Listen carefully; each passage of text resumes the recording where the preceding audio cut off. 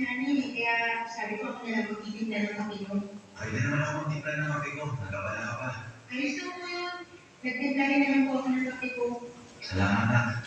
Halika. Sabihin mo ako magkape tayo. Nakamili na ako ng pandesal. Tulungan kanina. Oo, pandesal! Tagal ko na pong ginawaan yun. Ako na kumain ka. Buti na lang din nakakita ko ng 20 pesos sa bulsa ng dalawa. Ayun. Pinamili ko na ng pandesal para naman may kapares ko kapila natin. Ang galing, sakto-sakto po. Kumain ka lang dyan. Oo, salamat po. Masarap to. Init-init pa, tapos malambot din. Buti naman nagustuhan mo. Bakit po kayo hindi kumakain? Ha? Busog pa naman ako. Sa inyo na lang yun ang mga kapatid mo. Wala, hindi po kayo kahit dalawang piraso. Marami naman po to eh. Ayos na ako na.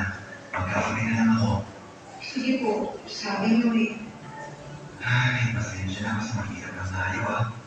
Kung maayos na sana kinikita ko, mas maraming pandesal ang bibili ko tapos araw-araw pa. Kaso hindi.